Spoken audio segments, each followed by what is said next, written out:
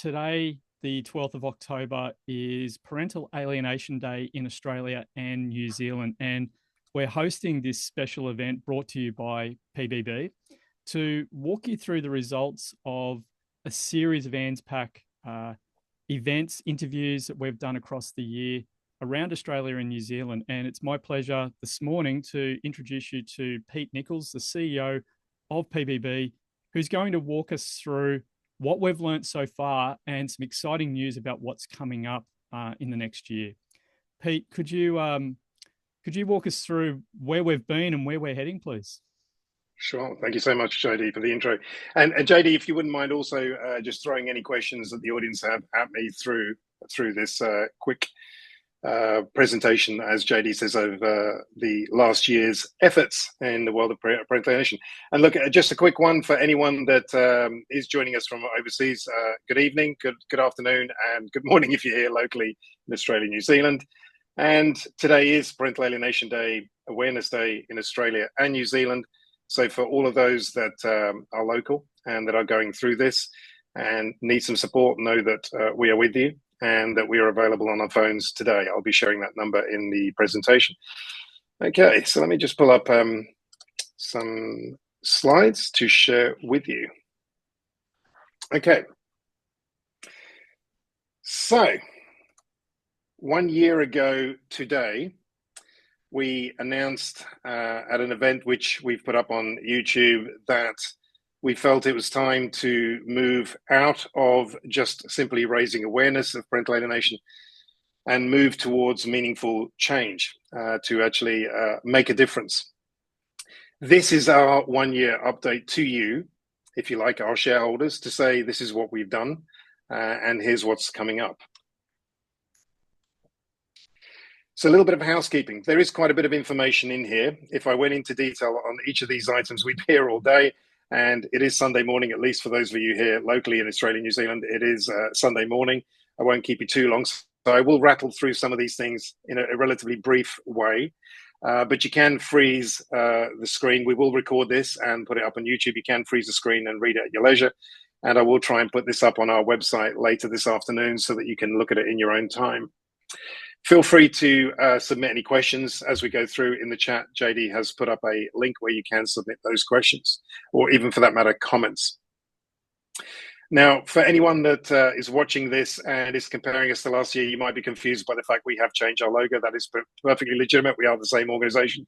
We've just had a bit of a branding refresh. Now, for those of you who are watching from abroad, and I'm aware already that we do have some people from outside Australia and New Zealand, Parental Alienation Awareness Day globally is on the 25th of April, which here in Australia and New Zealand is Anzac Day, a sacred day of remembrance for our veterans. And so within Australia and New Zealand, we actually have an alternative date, which is 12th of October every year today. If you do have anything that you'd like to put to us, as I say, on an ongoing basis, or if you need support today, do call our helpline on 1300 853 437 if you're here in Australia. Okay, so a little bit about the objectives. What did we set out to do 1 year ago? Now, we announced what we were looking to do, and then post that, we did actually break down into specific things that we were going to do, which I'll list off here for you. I may not go into detail on all of these because it's quite a long laundry list, but it was to interview a diverse range of leading parental alienation experts within Australia, New Zealand, and further afield. It was to embark upon a roadshow monthly to different cities across Australia and New Zealand, and to actually meet the parents, meet the local professionals and the guest experts in person. It was to enable you to put your questions directly to those experts in a way that you might not normally have been able to reach them. And from our perspective, it was also to collect that data, analyze it, and say, what have we learned from all of these different conversations that we've had? In addition, we've conducted our own research, which I will share some of the findings of in very summarized format today, but it's something that you can look at in more detail on our website from back in July when we did give a bit more of a detailed overview. But that research has gone on to inform academic research on a larger scale. So I'll share some of those insights with you today. We also wanted to put Australia on the map, Australia and New Zealand on the map with regard to parental alienation best practice as a center of excellence across Asia Pacific. And again, we'll touch upon a little bit of that. We have gone out to partner with the world's leading network for parental alienation experts, PASG, and we have campaigned to bring their annual conference to Australia this next year. So in sum, our role this last year was to provide some leadership to bridge and bring together the various voices of parental alienation in this region. Pete, if I can jump in at that point, it seems that we've done that. We have a comment already from the United States. So good evening in the United States, saying thank you from the US for the great PA work you're doing in Australia. Thank you. Wow, good to know. All right, so top line deliverables. We have been pretty busy this last year. So what have we done? I've broken it down into 3 core categories, but I'll expand it as we go through. So the first thing is the events. So each month we have visited a different city across Australia and New Zealand. So far we've done Melbourne, Newcastle, Adelaide, Perth, Darwin, Brisbane, Hobart, and Auckland most recently in New Zealand. And in terms of events on a larger scale, we've recently, you may have seen in the media, we have been appointed as the official partner to Parental Alienation Study Group, that network that I touched upon a few moments ago. And 1 year from yesterday, on the 11th of October 2026, we will be launching the next global PASG conference in Perth in Western Australia. And we hope that you will be able to join us there in person or online. In terms of people, we've so far interviewed 16 experts. They have included, just to give you an insight into the type of people that we've spoken to, lived experienced parents, adult children of PA, psychologists, sociologists, lawyers, barristers, independent children's lawyers, mediators, researchers, media personnel, law enforcement, politicians, educationalists, parental support experts, peak bodies, and law reformers. Each has given a very different insight into their perspective on parental alienation, what needs to change, and how to go about making that change. Throughout that series of events, we've also had thousands of parents and experts actually join those events online and watch us online later on. So that body of input has created a very large data bank, which we've expanded and broken out for you in the following slides to give you an insight into what is it that you as parents have told us, what is it you as professionals and experts have told us around this subject. So we're sharing that insight with you today. Pete, just before you go into the insights there, sorry to jump in. We've had a live question, which I think you're about to address, asking why is it so hard to bring about change over a decade and still nothing and no kids? Is that something we can cover this morning? Yeah, no, it absolutely is. And look, I might touch upon it in a bit more detail later on, but certainly one of the difficulties is that parental alienation is an emerging scientific phenomena, and it's not a mature subject area. It's not easily agreed upon by everyone in terms of exactly what it is, exactly how it's caused, exactly how it should be addressed. And so we're still at that kind of entrepreneurial emerging area where different people have very different perspectives, and not everyone is in the room having that debate together at this point. So that goes back to my earlier point about one of the objectives that we had was to actually be a bridge to these different organizations. And again, just to give you a small insight there, we've invited many different experts. Some have turned us down because they don't agree with other people we're speaking with. We take an agnostic perspective. From our perspective, we're here to support parents. We are a suicide prevention charity. We support parents going through traumatic separation. We see a lot of parental alienation being reported to us. And so from our perspective, we're agnostic. We don't have a strong view one direction or other, but what we do have a view on is that unless you have all of those people in one place debating, you're never going to get the full answer. That's one of the challenges that I think the sector has struggled to get a uniform approach to this. It will happen naturally. I think our objective is to try and speed that process up. But I think that's one of the core reasons why we're struggling to see change occurring at the rate I think all of us would like to see, because it's just too difficult to get everyone to agree on exactly what should be done about it. So in terms of insights, and by the way, thank you for that question. It's a really good question. It's an awesome question. We're building a communally derived policy framework. So we're looking to it's something we would have liked to have done by now, but we've realized now just how complex and big that matter is after speaking to so many of the experts and hearing from so many of the parents. We've realized how complex that is. So the target now is that at the PSG conference in 2026, we will have completed the work of developing a policy framework, but we are including all of our parents in that. And I'll touch upon how you can actually get involved directly in that as we go through. But we have been collecting data, whether it's from research, whether it's from commissioning external academic research, conducting our own internal research, looking at your feedback, looking at what the experts say. We're pulling it together to create a policy framework that informs government here in Australia and with New Zealand to say, here's what best practice looks like and here's what we would suggest you do. And a really critical thing to understand, going back to that question, is why hasn't change happened? Well, quite often the most interesting thing that we get to hear as an advocate looking after our parents when we speak to politicians is, what should we do? And so the whole point of developing a policy framework was to say, here's the best of knowledge that exists out there. This is what the parents and the experts collectively have produced. I don't think that's actually been done anywhere globally. We're looking to lead that and actually have that done for next year. Hopefully, that starts the process of change accelerating. Okay, so let's go back to this. So let's actually look at now at the attendee questions. So over the last year, we've had over 200 questions submitted during our live monthly events to our different experts.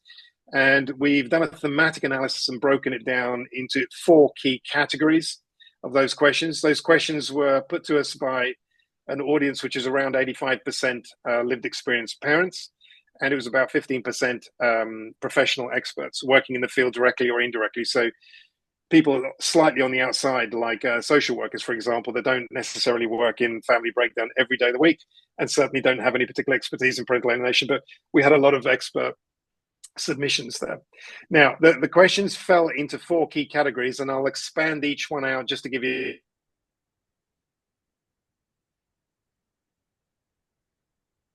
I mentioned. You can look at this.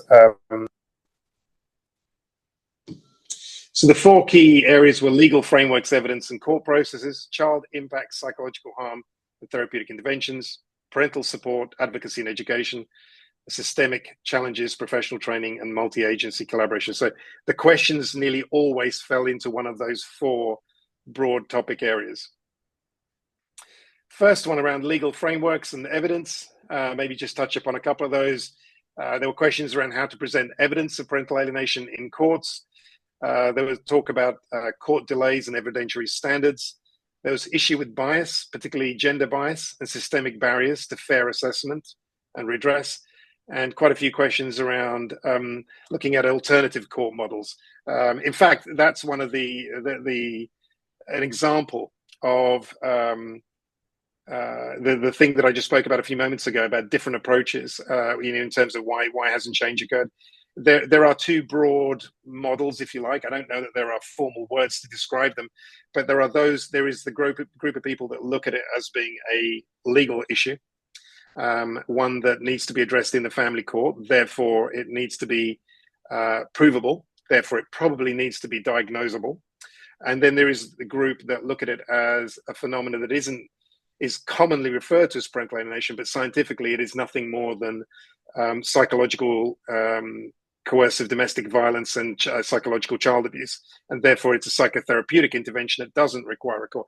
Those 2 broad categories exist. That's emerged over our conversations this last year, and that's one of the challenges we have. So is there an alternative court model? Should this even be dealt with in a court? Should it be dealt with outside of the court, almost as a case of child abuse, and not necessarily something that should be in the family court in terms of custodial issues?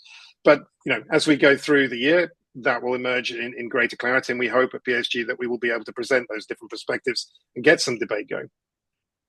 The second key theme was around child impact, psychological harm, and therapeutic interventions. So repeated concerns for long-term psychological damage to children, debates around differentiating genuine parental alienation versus justified rejection. So was there some problem between the what we would typically refer to as targeted parent and the child that actually justifies why this exists, or is it genuine parental alienation? So debates on how one goes about diagnosing them. There are queries about appropriate therapeutic interventions. So again, that what I just touched upon, is it is it something that can be considered a perpetrator and victim kind of crime, where the perpetrator has to be punished? Or is it that the person who is driving this is themselves a victim of abuse and has no clear concept of how good parenting looks? Therefore, do they need help as a victim themselves or as a perpetrator? So those are kind of some of the questions that still need to be debated and clearly addressed before we start getting meaningful change on the ground in terms of it being intervened with correctly.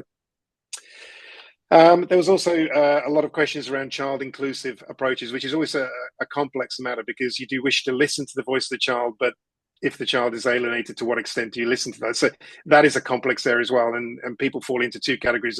We should listen to the children more, and actually it's dangerous to listen to children. It should be something that's dealt with by external experts looking in at the family dynamic, not necessarily looking to the children who may themselves be the victims of psychological abuse and therefore not able to actually espouse what's going on for them. The third key theme around parental support, advocacy, and education. There were requests for practical advice on self-care, emotional regulation, and advocacy, particularly for alienated fathers. There was a need for peer support networks, which obviously is something that we provide ourselves as a peer support, suicide prevention charity working with separating parents. So that was quite interesting for us to see the number of questions that emerged around that. And that then became the subject of some of our research, where we went directly to our parents to actually ask the question: are you happy with what we're doing? Do we need to do something different? Do we need to do more?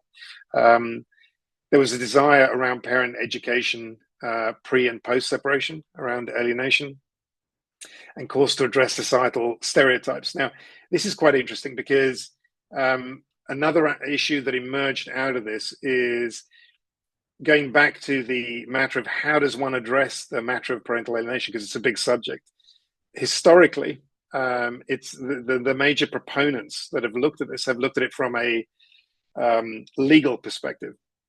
You know, we need to define what parental alienation is. We need to be able to diagnose it and prove it in court and then address it. But actually, if we were to look at perhaps analogous issues, things like family domestic violence, what's really interesting is that family domestic violence is now well catered for within law enforcement and within the family court system. Yet it was never addressed from a scientific perspective. There is no formal scientific diagnosis or proving it as a phenomena, as a pathological phenomena.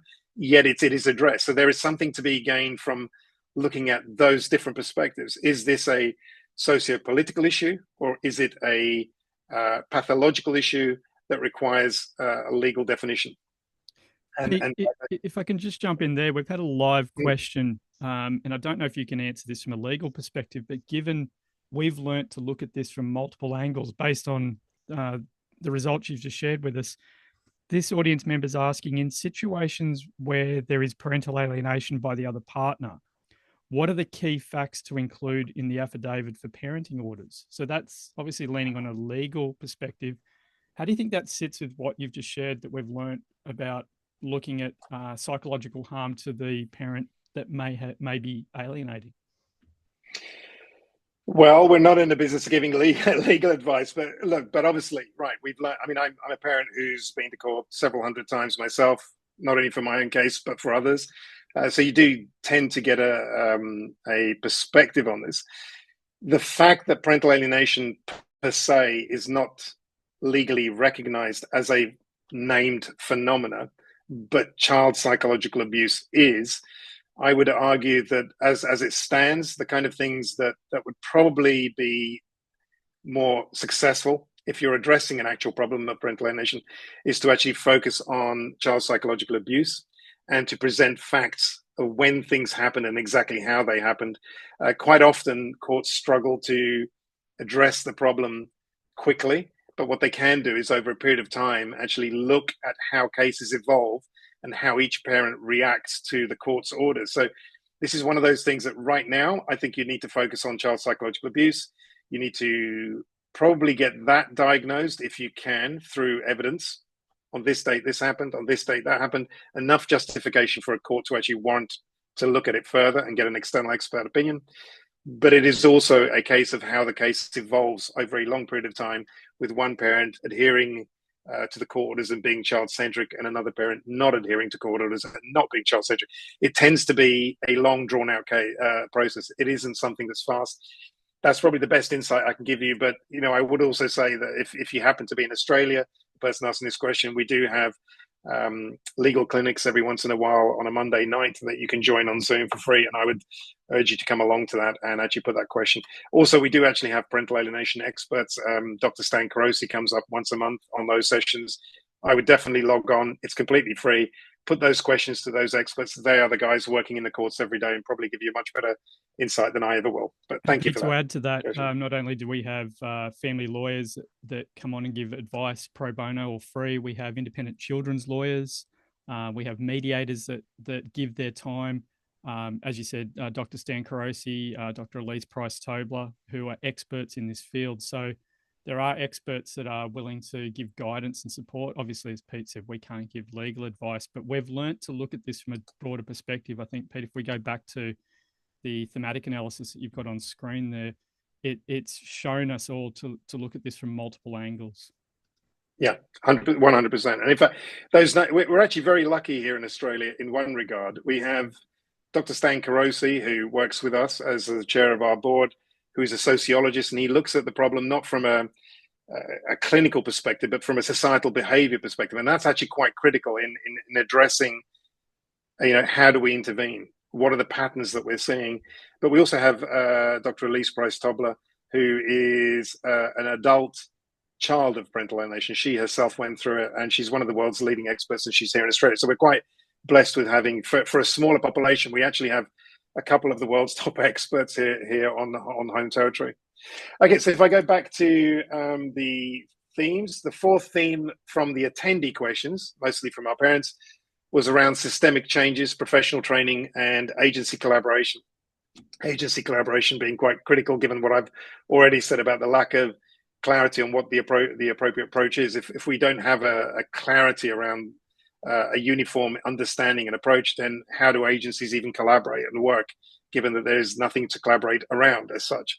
But yes, there's been a criticism of inadequate professional training in recognition, challenges of interagency coordination, different sectors working together. So again, if we look at the PSG conference that we're bringing to Australia next year, we have specialist streams for people working in family domestic violence, or researchers working in psychology, or people working in law enforcement, specifically for this reason, that we can actually create some cross-pollination where experts hear from each other and start to learn from each other's expertise, experience, and wisdom.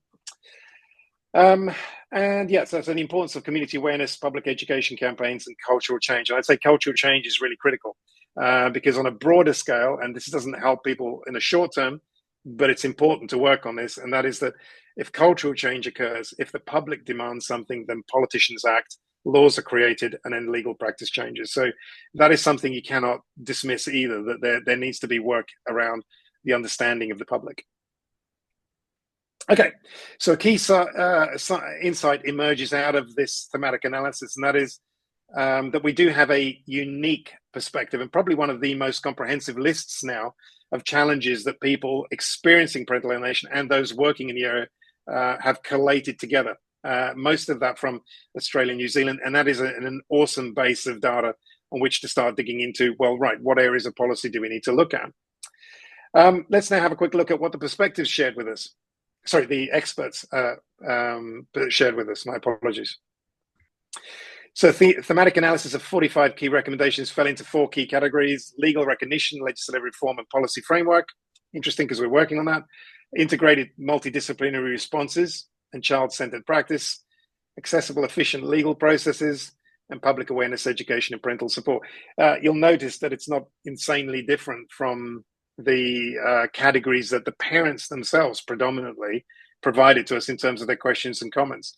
And again, I've just listed below there, you'll see on the screen, the range of experts that we spoke to, and we'll continue this work into the next year and then at PSG as well. We really do want to bring in that very, very broad insight into this phenomena, which will lead us to some sort of uniformity eventually.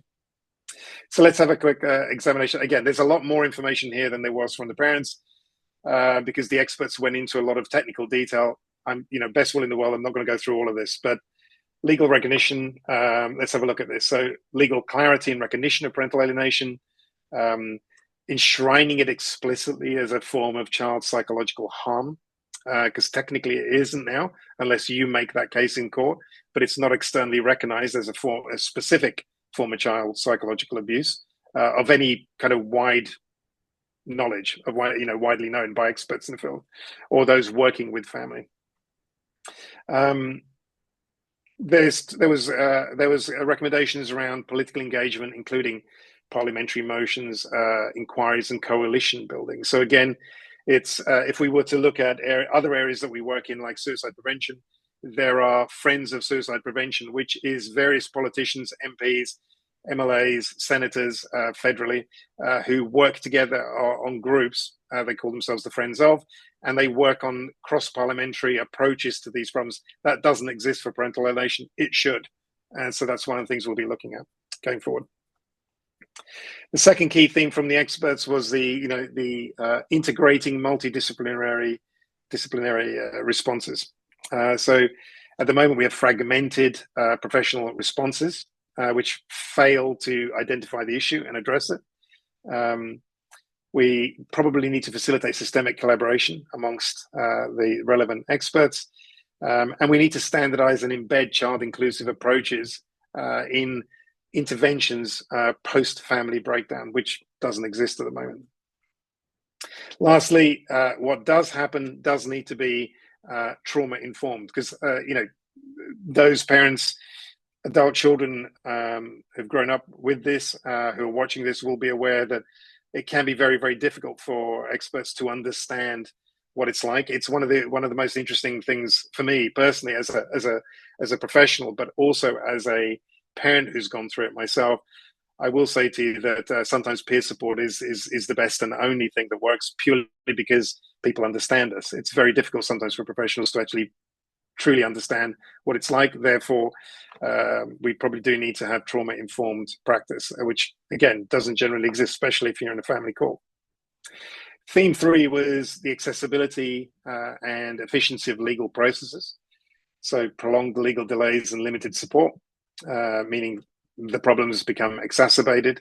In fact, we've seen some very interesting models from the UK back in the early 2000s, where swift intervention post-separation resulted in significantly better outcomes for shared parenting. The longer you allowed these problems to just drag on, the more entrenched parties became, and the more that you saw the phenomenon of parental alienation emerge as the final step of, breaking up the one parent's ability to parent their children. And so just the speed of the process itself can have an impact. There were comments there from our experts around enforcement of existing timelines, procedural fairness, penalties for undue delays, conduct which worsen alienation. So again, no big surprises there, but the experts were identifying the kind of things that we would ourselves say, and in fact our parents did say. If we look at theme 4, public awareness and education, it was people being ill-prepared by not understanding the phenomena that they're likely to experience or potentially could experience, and how best to address it. There was talk from our experts around mandatory education programs for at point of separation. So a little bit like separation, parenting after separation type programs, but making it mandatory and including elements of knowledge around parental alienation and the damage it can do to your children. Therefore, the kind of things you should and should not do. Which may seem a little bit weak sometimes. It certainly would have done to me 20 years ago when I was going through this. But at the same time, we realize that if you educate people around even things like family domestic violence, practice, in reality, people's behavior actually does change. Not for everyone, but it does change. So it is worth looking at. Okay, so second key insight, and I've already touched upon it, is that our attendees and our experts are broadly saying the same thing. So going back to the person who asked the question earlier, what is it that's stopping this change from actually occurring, given that we broadly agree? Well, the first is there is a historical lack of leadership in this area. There's a lot of individual people fighting over their perspective and their approach being the only right one. We see a lot of that. We have seen that this last year. We've reached out to so many different people, some of who, like I said, did not want to be part of this, which is quite surprising to us as a neutral body looking at this. So what we have is people, fragmented experts working in silos, and that slows everything down. So when you're looking at this sector and you look at individual experts who are very, very definitive that their approach is the only one and everyone else is wrong, they're probably not helping the debate actually move the science forward when they do that. I know people do it for all the right reasons, but from my perspective as an independent person observing it, it's quite frustrating. So, and I've already touched upon the fact that if we look at those different perspectives, we can see historically that family domestic violence did not do much research from a scientific perspective to prove that the phenomenon exists. Instead, they took a socio-political perspective, and that actually has been far more effective. Is there a lesson there for those of us who are working in parental alienation at the same time? Okay, so a little bit about, just a reminder about our research. We fed this back in July over about a 20-minute period. We will be publishing our research in full. We had hoped to have done it before today, but we will do that before the end of this year. But I just want to do a quick recap of 3 key findings from our research.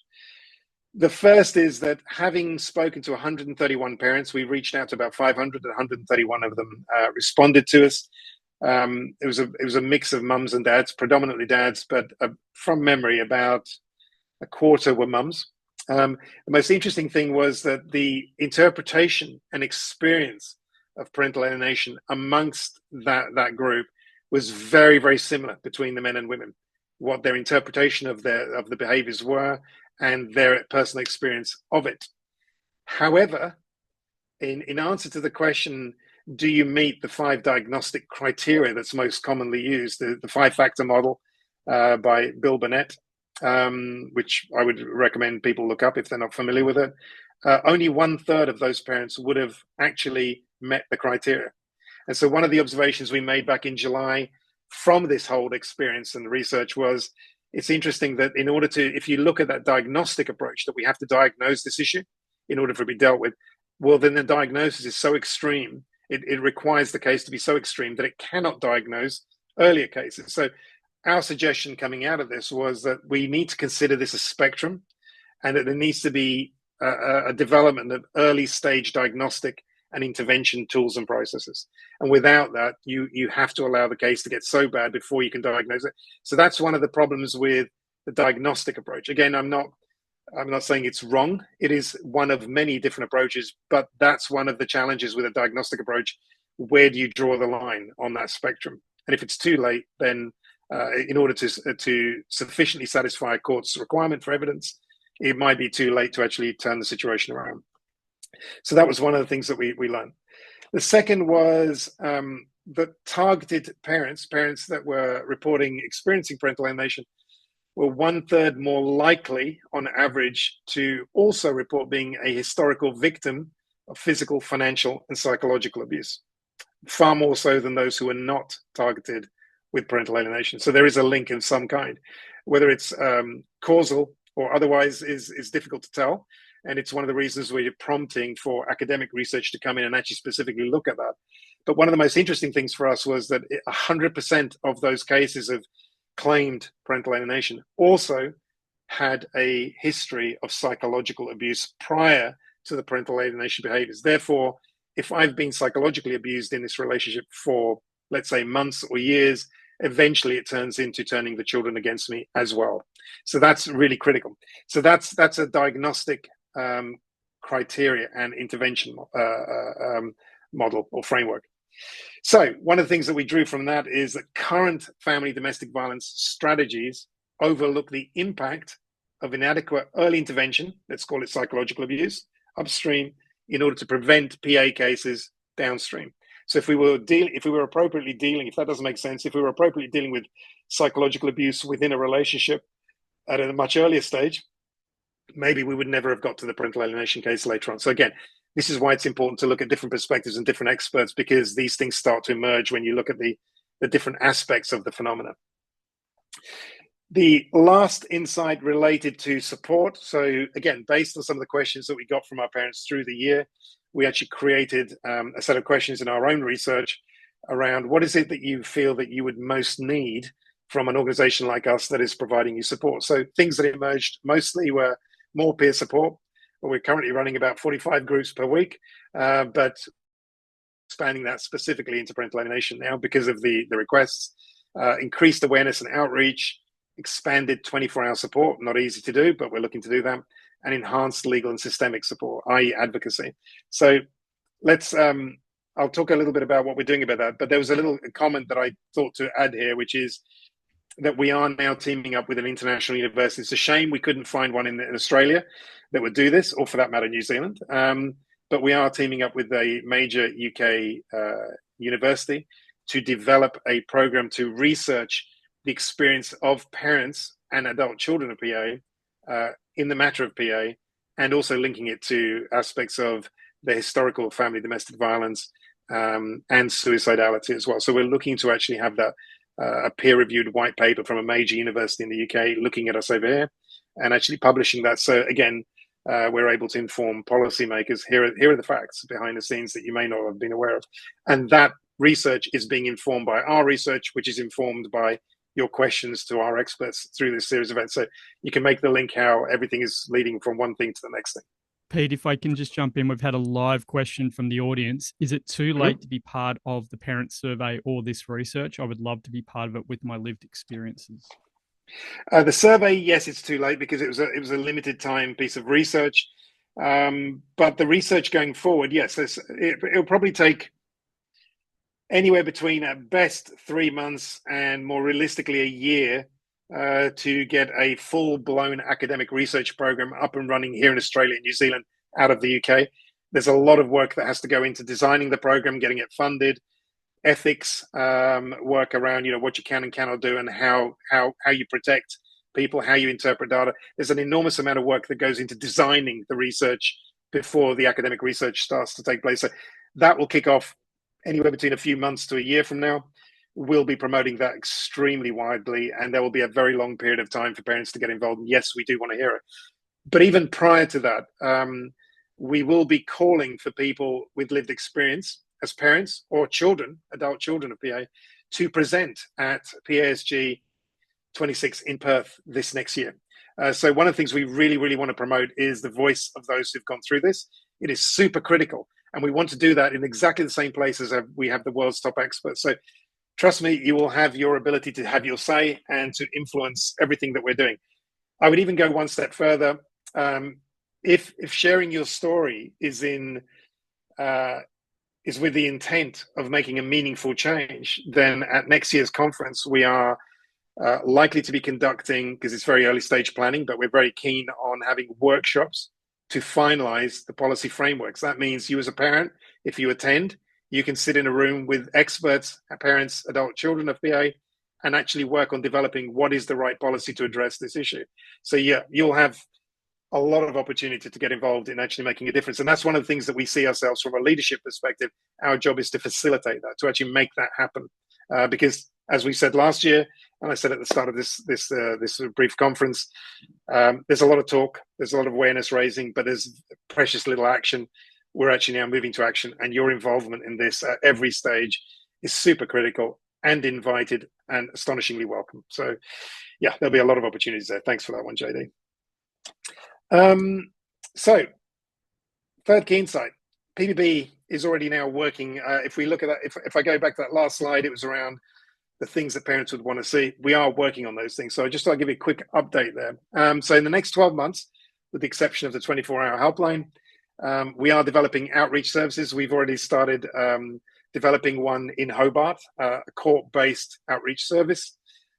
We are launching Australia's and possibly globally the first national parental alienation specific support group that will run weekly, perhaps online and in person, but depends on where those individuals are, if it's going to be in person. But we are looking to launch that this year. In fact, it's kind of overdue. I would like to have had it done by now, but it's been a bit delayed. We are looking to find better ways to access specialist services around PA, and specifically how to self-represent in cases of PA. So that's something that's coming this next year. We are conducting quite a bit of advocacy. That's something that we stopped as an organization for no obvious reason, a few years back. We are now firmly back into advocacy. We're not activists, we're not campaigners, but we are advocates, meaning that we sit in the right circles and we speak on behalf of our parents and adult children. And so this series of events is about grasping your voice and converting it into something that government can use. PSG 26, the inclusion of parents and adult children in that is super critical there. And the fact that you can actually shape policy is critical. So that's where the advocacy is being delivered now. And we are actually also developing an approach to getting to 24 hours in terms of a helpline. We're currently 10 hours a day, 365 days a year. You can call us today. But we are looking, it's likely going to take a few years to do that, but we're hoping that the end of 2028 onwards, we should have a 24-hour helpline in place. Okay, so let's talk a little bit about PSG next year. So you may have seen in the media that we've been appointed as the official partner for Parental Alienation Study Group from the US. Their last conference was in Toronto just some weeks ago. So this next one is going to be in Australia, in Perth. The date's the 11th to 13th of October, which is a critical one. The theme this next year will be parental alienation moving forward, facilitating change and preventing harm, which is our core objective as a suicide prevention charity working with parents. We want to prevent harm above everything else, and we actually want to facilitate change. So again, it goes back to our challenge 1 year ago. How are we going to stop just talking about it and actually making a difference? The specialist streams that I touched upon earlier will include suicide prevention, lived experience, family domestic violence, family law mediation, media politics and policy, academia and research. The idea is to get all of those experts from around the world into one place and to get them to listen to each other, debate each other, include all the parents in those debates, and then conduct workshops to make decisions around what actually needs to change and how. All right, that, as far as we're aware, that's the first time anyone has done it. We want to be the first to actually make that happen. So from your perspective as a parent, with this experience, or even that of the adult child of it, it is a unique experience, especially if you're here in Australia, to actually get involved and turn up and make this happen. Okay, so that's exactly what that little comment there is. It's a unique chance to actually make a real difference. Okay, so quick summary. What have we done? Our objectives were to give voice to the voiceless. So we put your questions to diverse experts, and you've been included in research already, and will be going forward and in developing policy. We've conducted a thematic analysis. We shared some of that today. Like I say, we'll put it up on our website, and we'll keep adding to that body of data. It is not our core role as a suicide prevention charity, but this is super important to us, and we're determined to make a difference. So you'll start to see all this emerging on our website over the next, days, weeks, as we ramp up and go into build up towards PSG 26. We've conducted research ourselves, and we're partnering with external bodies to do that so that we can drive meaningful change. And we've determined that we're going to create Australia and New Zealand as a center of excellence within Asia Pacific. So PSG 2026 will include experts from across Asia, from Japan, Korea, China, India. India is already on board with us, as is Japan. So we're looking to bring some of that expertise here to Australia and become a regional center of excellence, which helps us, but also helps the region and globally gives a different perspective on how this should be dealt with. And we're looking to lead the drive for change. So we're connecting all the right change agents, sometimes reluctantly so. As I mentioned earlier, it's hard to get everyone to sit in the same room and talk, but we're doing our best to make that happen. And we're driving that debate. And we're developing support that is actually being requested and outlined by our parents. Last thing I do before I go into the last slide is just to mention that in terms of PSG 2026, if you are interested in coming, it is a year away today, but we should have a website up and running within 2 weeks. We're working on that in the background furiously. And that website, even from an early stage, will allow you to not only book a ticket or express an interest so that when the tickets become available, you'll be the first to know, but we should be selling tickets quite soon. There will be options, by the way, for those that cannot travel to Perth at that time to take part online fully. It is better in person. It is awesome to meet the world's top experts in person and actually talk with them. debate with them in person. It is harder online, but we are going to give those online options as well. But we do hope you'll come to Perth. There will also be the option on that website to submit an abstract. The scientists in the room or experts will know what I mean by that. For the parents that may not be aware of what that means, it means that you can just submit a paragraph or so saying, here's what I would like to share or present. And so as a parent, you can do that through our website, and a panel will review the different submissions, maybe ask a few more questions, and then start to select people who will be standing up and speaking at the event. We're not yet announcing who our keynote speakers are, but we do have some pretty heavyweight professors, both here in Australia, New Zealand, and from the UK and US already putting their hand up that they will be coming over. It should be an awesome event.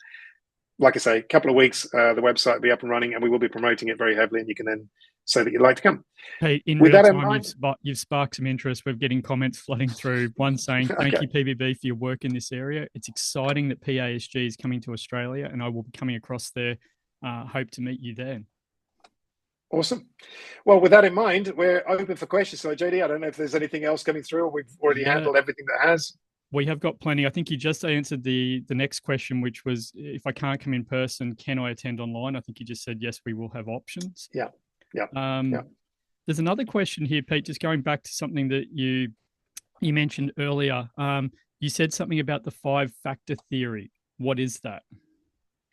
So the 5-factor theory, it was developed by, let me just have a look. It was developed by William Burnett and Lawrence Greenhill back in 2017. And it identified 5 criteria that if they exist and they are provably shown to exist, let's say, for example, in a family court, not that it yet recognizes parental alienation per se, but this is the framework already being built ahead of it being recognized. If those 5 factors exist, then one would say this is a confirmed case of parental alienation. Let me just see if I can just remind myself and the audience what those 5 factors are. So it is that contact refusal is occurring. It is that a positive relationship prior to contact refusal existed between the alienated parent and the child. It is the absence of abuse or neglect on the part of the alienated parent. So I didn't contribute in any way to the fact that my child doesn't want to see me. Number 4 is there are identifiable alienating behaviors in the preferred parent, so the parent that is doing the alienating, we'll say, and that the child is manifesting symptoms of parental alienation. So they are doing and saying things that only an alienated child would do. If those 5 factors exist under the 5-factor model, it is assumed that this is a full-blown case of parental alienation. But I take you back to our earlier research findings that only a third of the parents that claimed they were alienated could meet all 5 criteria. But our analysis, when we looked at which 5 criteria, they would often meet 4 of the criteria. And then in the comment section, they would give us an indication that the 5th is coming. And so we were looking at it going, okay, that's why we're saying it's a spectrum. So the 5-factor theory or model is actually very good at identifying a full-blown case in simple terms, not yet recognized by the family court, but it's good at recognizing it. But is it actually adequate in terms of going further back, so, going upstream in that spectrum and identifying early stage? Maybe not so much. But again, that's the evolution of the science that's happening in real time. But that's what the 5-factor model is.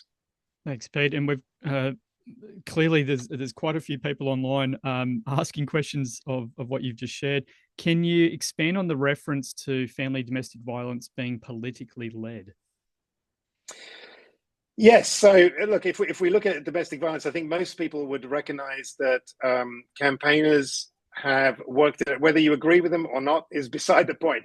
People who've worked in that area have campaigned very, very heavily for realistically 30 years, I would say, have really ramped up in the last 30 years. I mean, it's existed further back than 30 years, but I mean, probably 50, 60 years before it started. But in the last 30 years, it's ramped up.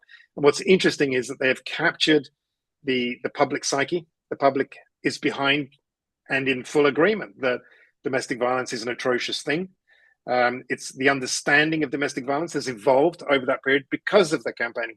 It's gone from physical to include psychological, coercive, financial, all sorts of different kind of ancillary elements to it, which are beginning to emerge in the public mind. But as the public beginning to accept it, understand it, and demand change, so politicians react to it and create laws, and family courts and magistrates courts will enact that legislation to address the problem.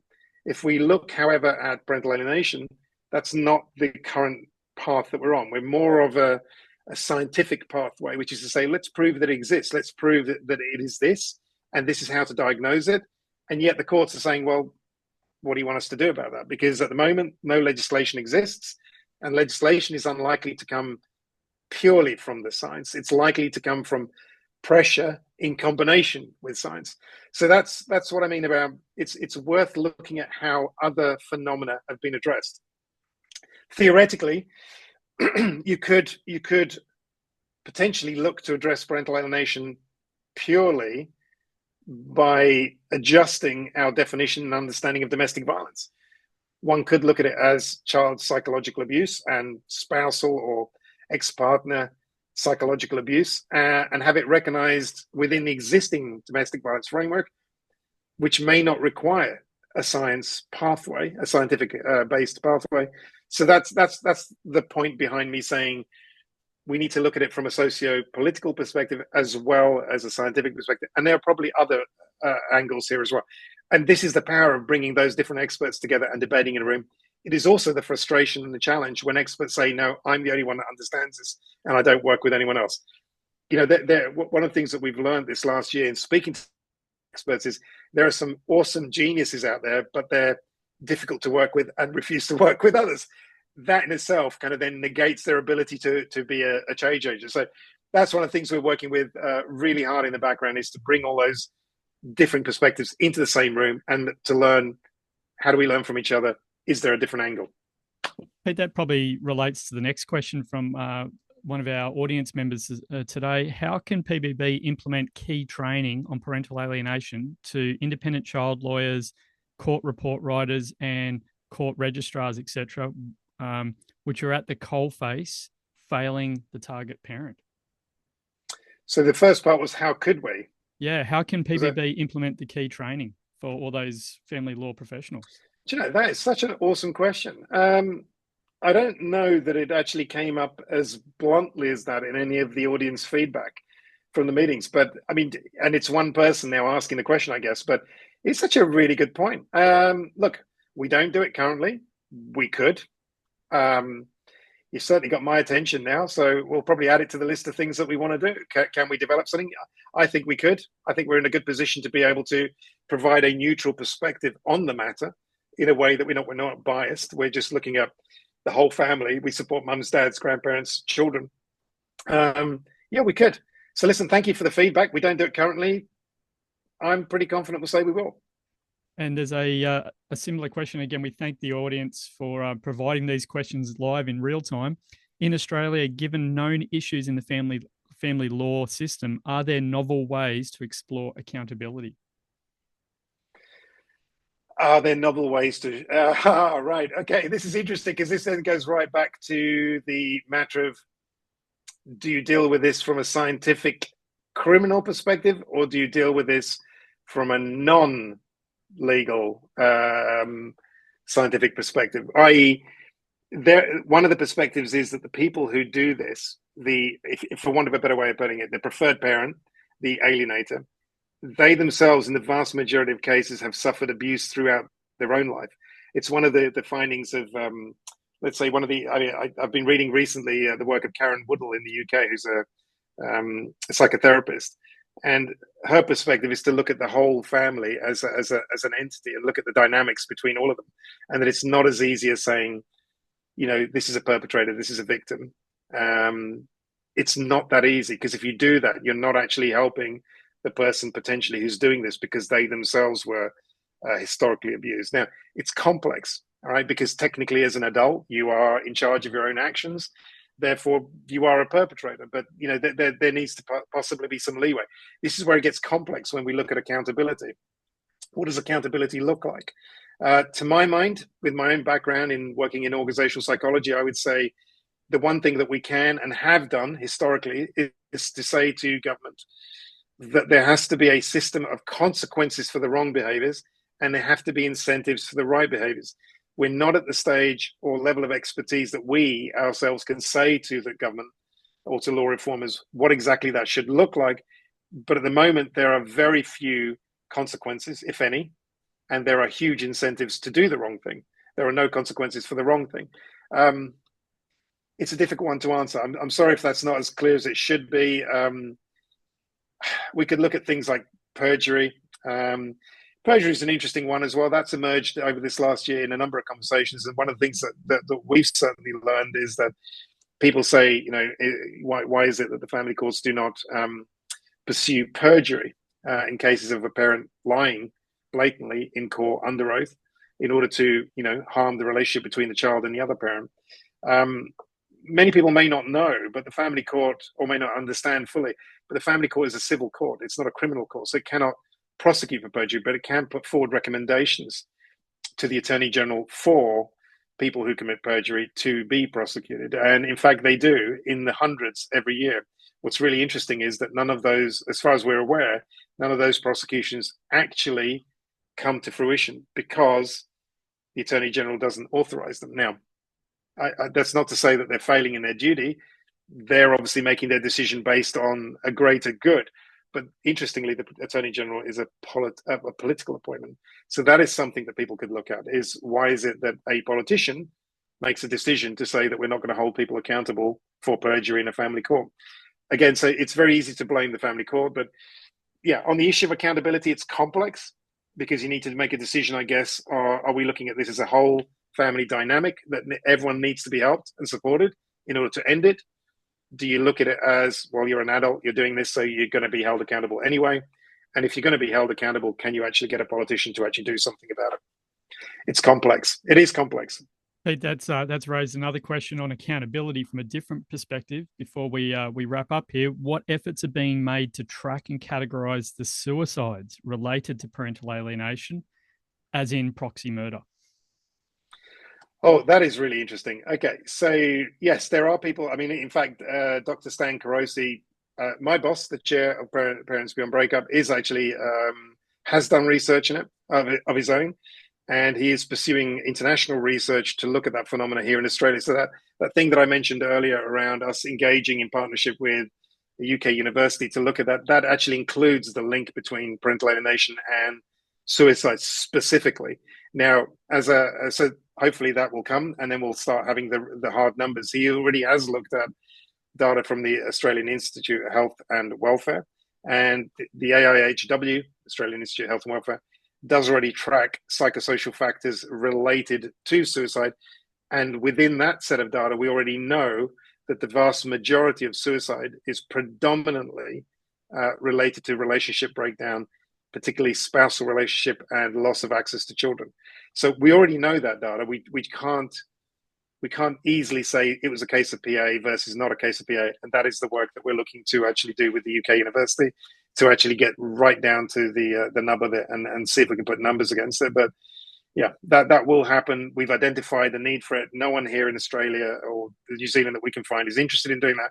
So we're going further afield to try and bring that expertise in to get to that. But yes, actually, proxy murder is a really interesting term that started to emerge over the last year. That is it actually a suicide if someone was intentionally pushed to a situation where they could no longer cope?